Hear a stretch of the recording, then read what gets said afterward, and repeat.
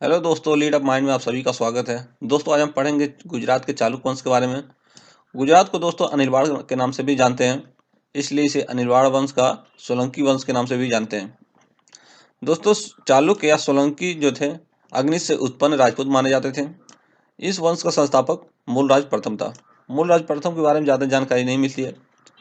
इसने गुजरात के एक बड़े भाग को जीतकर अनिलवाड़ को अपनी राजधानी बनाया। जब से इसने अनिलवाड़ को राजधानी बनाया, तभी से इनको अनिलवाड़ का चालुक्य वंश के नाम से जाने लगा। मूलराज प्रथम के बाद जो अगला शासक होता है वो होता है भीम प्रथम। इसका शासनकाल 1022 से लेकर 1064 ईस्वी तक चला। भीम प्रथम इस वंश का सबसे शक्तिशाली शासक बना। भीम प्रथम इस वंश का सबसे शक्तिशाली शासक बना। इसी के शासनकाल में गुजरात पर मोहम्मद गजनवी का आक्रमण हुआ। इसी के शासनकाल में गुजरात पर मोहम्मद गजनवी का आक्रमण हुआ और इसने 1025 ईस्वी में सोमनाथ मंदिर को लूटा और कई मंदिरों को नष्ट कर दिया। बहुत ज़्यादा लूटपाट किया, तहस नहस करके चला गया। महमूद गजनवी के चले जाने के बाद भीम प्रथम ने मंदिर का फिर से पुनरुद्धार करवाया। क्योंकि मोहम्मद गजनवी मंदिरों को तोड़ दिया था, तो महमूद गजनवी के चले जाने के बाद भीम प्रथम ने फिर से मंदिरों का पुनरुद्धार करवाया। पहले यह मंदिर लकड़ी और ईंटों का बना हुआ था, लेकिन जब इसने पुनरुद्धार करवाया तो पूरा पत्थर में कन्वर्ट करा दिया। पहले ये मंदिर जो थे लकड़ी और ईंटों से मिलकर बने हुए थे, लेकिन ये फिर जब मंदिर टूट गया, फिर से पुनरुद्धार करवाया, फिर से बनवाया तो पूरा पत्थर में बनवा दिया। कुछ विद्वानों का मानना है कि इस मंदिर का पुनरुद्धार जो है कुमारपाल ने करवाया था, क्योंकि इसका वर्णन कुमारपाल चरित नामक पुस्तक में मिलता है। भीमदेव प्रथम के एक सामंत ने भीमदेव प्रथम के एक सामंत थे जिसका नाम था बिमल शाह। इन्होंने माउंट आबू पर्वत पर दिलवाड़ा का जैन मंदिर बनवाया था।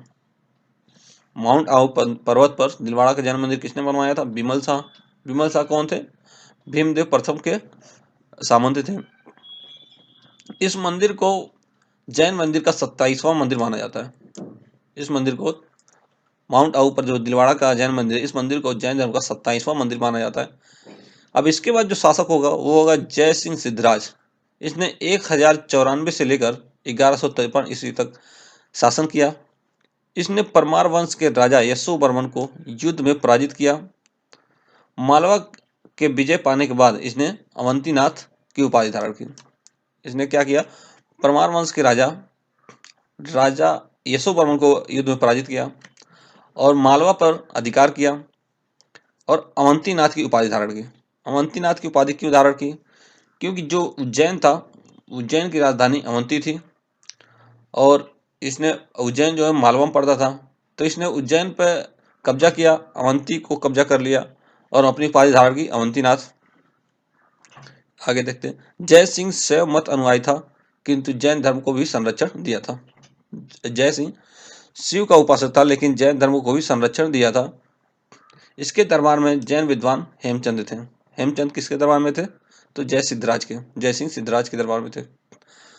जय सिंह का कोई पुत्र न होने के कारण इसने अपने मंत्री उदयन के लड़के वाहड़ को अपना उत्तराधिकारी बनाया। संयोग से जय सिंह का कोई पुत्र नहीं था, तो इसने अपने मंत्री उदयन के लड़के वाहड़ को अपना उत्तराधिकारी बनाया। जय सिंह ने आबू पर्वत पर एक मंडप का निर्माण करवाया था। माउंट आबू पर्वत पर मंदिर किसने बनवाया था? तो मंदिर जो बनवाए थे वो थे इनके बिमल शाह, भीम प्रथम के सामंत थे। इन्होंने मंदिर बनवाया था और उसी माउंट आबू पर्वत पर जय सिंह सिद्धराज ने एक मंडप का निर्माण करवाया, जहां अपने 7 पूर्वजों की गजारोही मूर्ति स्थापित की। जहां इसने अपने पूर्वजों की गजारोही मूर्ति स्थापित की। ये माना जाता है कि यह मूर्ति सबसे उत्कृष्ट मानी जाती है अभी तक की मूर्ति में। अगला जो शासक होता है कुमारपाल। इसने जो है 1153 से 1171 ईस्वी तक शासन किया।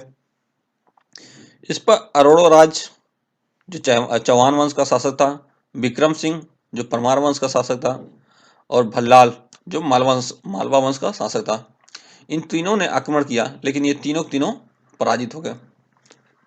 कौन कौन आक्रमण किया? अरोड़ो राज, चौहान वंश का, विक्रम सिंह परमार वंश का, भल्लाल मालवा वंश के शासकों ने, तीनों ने मिलकर नहीं बारी बारी आक्रमण किया था कुमारपाल पर, लेकिन तीनों विफल रहे। यह जैन मत अनुयायी था। यह जैन धर्म के अंतिम राजकीय प्रवर्तक के रूप में प्रसिद्ध हुआ। यह जैन धर्म के अंतिम राजकीय प्रवर्तक के रूप में प्रसिद्ध हुआ। प्रसिद्ध जैन आचार्य हेमचंद्र ने कुमारपाल को जैन धर्म में दीक्षित किया था। हेमचंद्र ने कुमारपाल को जैन धर्म में दीक्षित किया था। इसके पश्चात परम अरहत की उपाधि भी धारण की। संपूर्ण साम्राज्य में अहिंसा के सिद्धांतों को लागू किया। कुमारपाल ने संपूर्ण साम्राज्य में अहिंसा के सिद्धांतों को लागू किया, जैसे पशु हत्या, मद्यपान, ध्रुव क्रीड़ा, इन सभी को पूरी तरह से प्रतिबंधित कर दिया। यहाँ तक कि बूचड़ खानों को बंद करा दिया। जो कसाई होते हैं उनको 3 साल का सैलरी एडवांस में देकर काम बंद करवा दिया, मतलब पशु हत्या करने से मना कर दिया और पैसा दिया कि वो अपना अलग कोई बिजनेस करे। कहा जाता है कि कुमारपाल एक गणिका का पुत्र था। उसके गुणों के कारण इस वंश ने उसे गोद लिया था। जय सिंह सूरी ने कुमारपाल चरित्र की रचना किया है। जिसमें 36 राजाओं का वर्णन मिलता है। कुमारपाल चरित्र रचना किसने किया है? जय सिंह सूरी ने। इसमें 36 राजाओं का वर्णन मिलता है। तो कुमारपाल के बाद जो अगला शासक है वो है मूल राजनीति। अजय पाल की हत्या के बाद अचानक सीट खाली होने के बाद मूल राजनीति को अस्थायी शासक बना दिया गया। एक ये कुछ समय के लिए शासक था। इसके बाद जो अगला शासक आता है वो है अजय पाल। 1172 से लेकर 1176 ईस्वी तक शासक रहा। इसके शासनकाल में शैव और जैन दोनों धर्म में गृह युद्ध शुरू हो गया। अजय पाल के शासनकाल में शैव धर्म और जैन धर्म के बीच में गृह युद्ध शुरू हो गया। इसका निष्कर्ष यह हुआ कि अनेक जैन भिक्षुओं को मार दिया गया, अनेक जैन भिक्षुओं की हत्या कर दी गई और अनेक मंदिरों को भी तोड़ दिया गया। यहाँ तक कि अजय पाल की हत्या उसके नौकर ने चाकू मार के कर दी।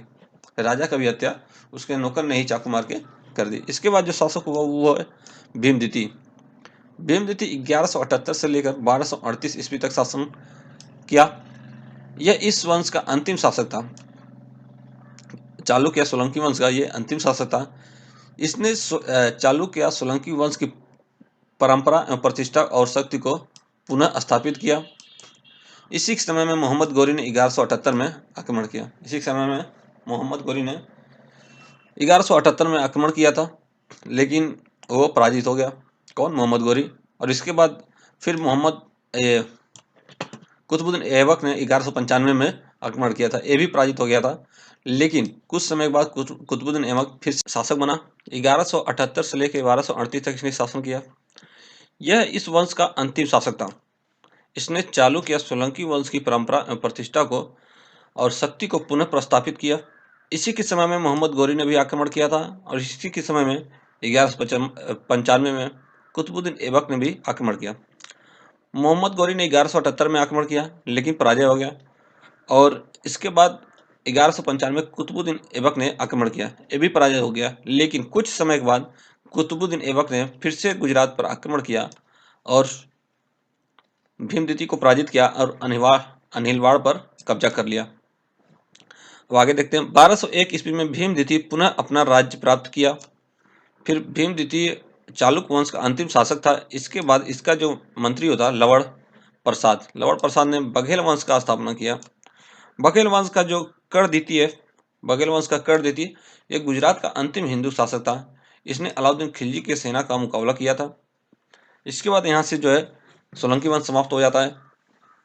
दोस्तों, इस वंश का सबसे महत्वपूर्ण विशेषता यह है कि चालुक्य शासकों के शासनकाल में महिलाओं को उच्च पदों का नियुक्त किया जाता था। इनके शासनकाल में महिलाओं को उच्च पदों पर नियुक्त किया जाता था। बस दोस्तों, आज के लिए ये चैप्टर समाप्त।